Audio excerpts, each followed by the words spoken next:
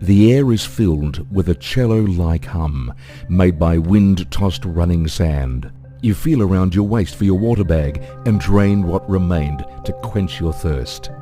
The water eventually brings you back to the present. Slowly, you open your eyes. You'll find yourself sitting against a great date palm. You are lucky. Shade and water save your life in this desert. Beside you, the hero stands gazing into the endless desert. He stands as a young tree in a windless afternoon. An occasional chance meeting brought you together. He admired your wits, and you had to use his strength. Slowly your dizzy head pieces memories together. You've been searching for the great tree for 10 days. You start to wonder if you've been tricked or just lost your way. It all began when you met Faye the fairy.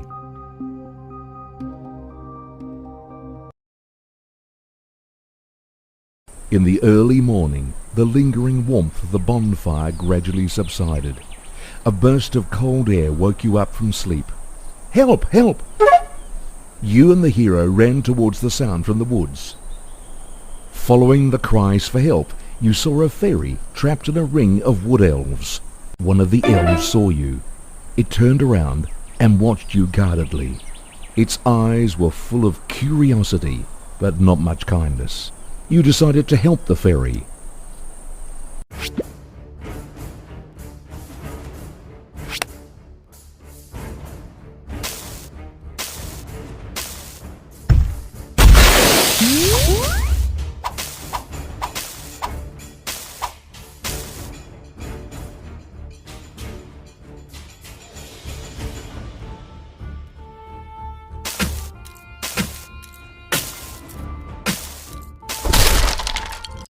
You destroyed the wood elves and saved the fairy. Slowly the look of terror faded from her face. She began to talk. The water brought her here to the jungle, but the wood elves captured her. You've long heard rumors of wood elves attacking humans. These creatures live in the tops of the largest trees and guard their habitat with surrounding water sources. As the encroaching mutant jungle spreads wildly over the continent, less water remained outside for humans. It forced men to go deep into the woods. As a result, the increasingly hostile wood elves began attacking the intruders. In her gratitude, the fairy invited you to visit her home, the Great Tree. She drew the route on the ground and explained the way. She had to leave to take her water back to the Great Tree. "Please call me Faye," and then she asked how to address you.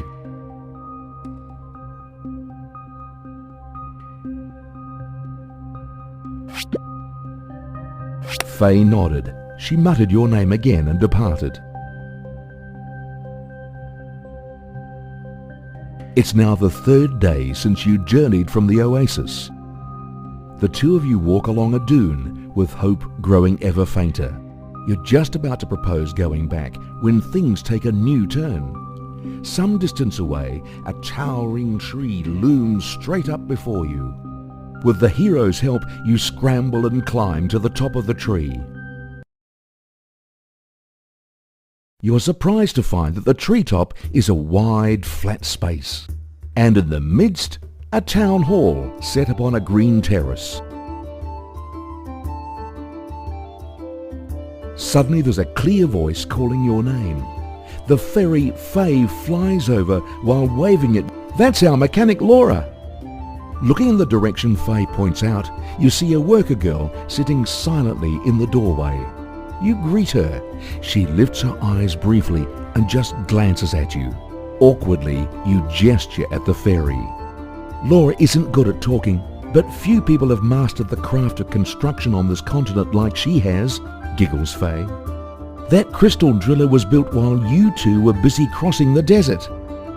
At last, she asks you to become the master of the great tree.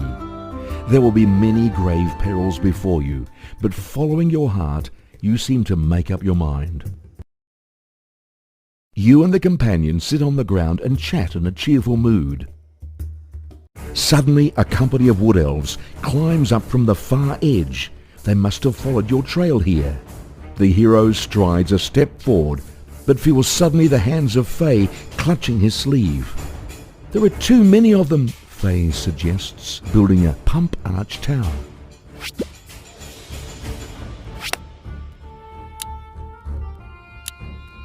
Time is pressing. It would be worth spending diamonds to finish building the tower immediately. At that very moment, the wood elves loom up right in front of you. Faye and Laura quickly hide and get out of sight.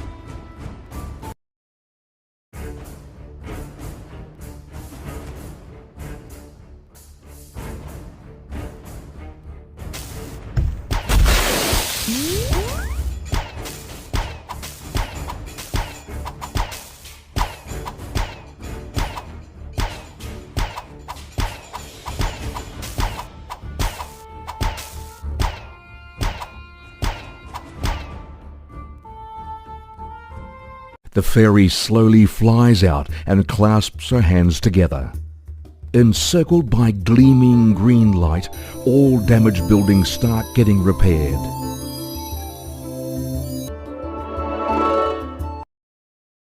Your heart bids you go and find the wood elves' habitat.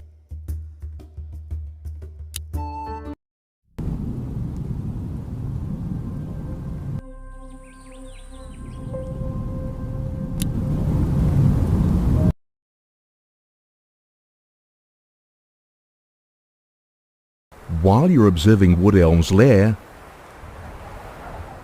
you find that a company of spider girls is trapped within a wall of thorns. Prisoners of the Wood Elves are likely to be your friends.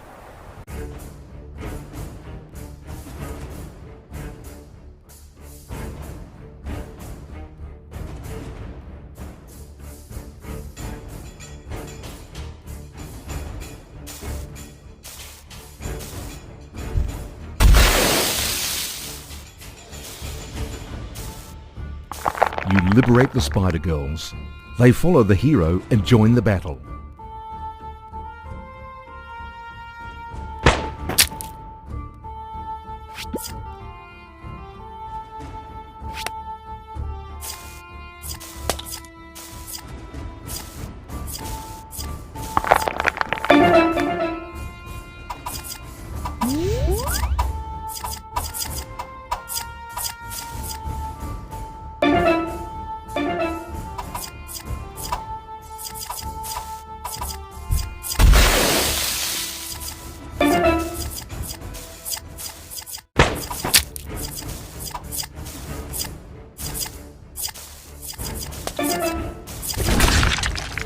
You happily accept the Spider Girl's request to join your troop.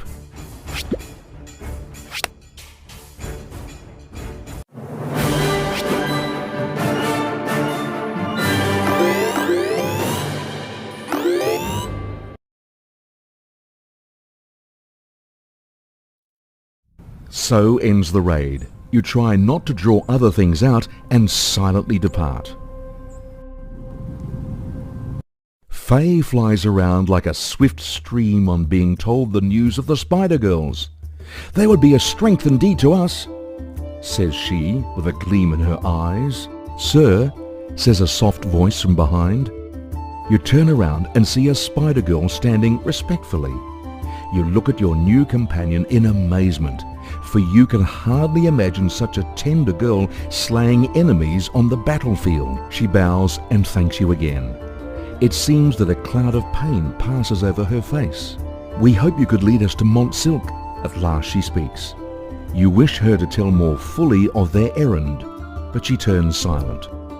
"There are rumours that on Mont Silk lives a giant black widow," whispers the fairy.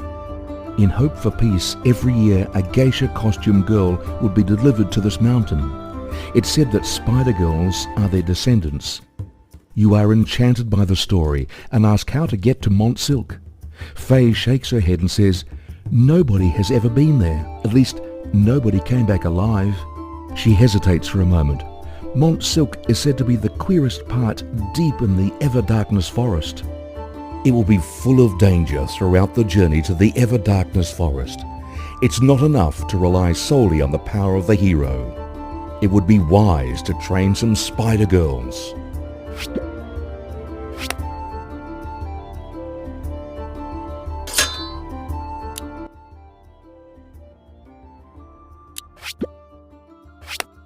Yosh, yosh, yosh, yosh, yosh. はい。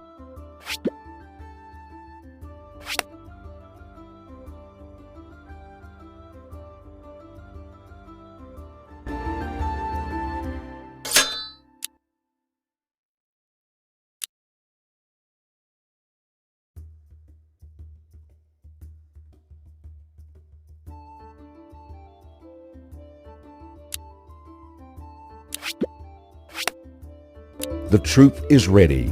You decide to start on your way.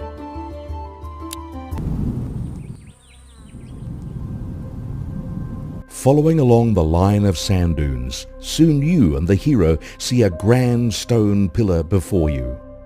The fairy seems to read your mind and says that it is the lighthouse. Their appearance may look quite different at different places in the continent, but once lit up, the region it covers would be explored.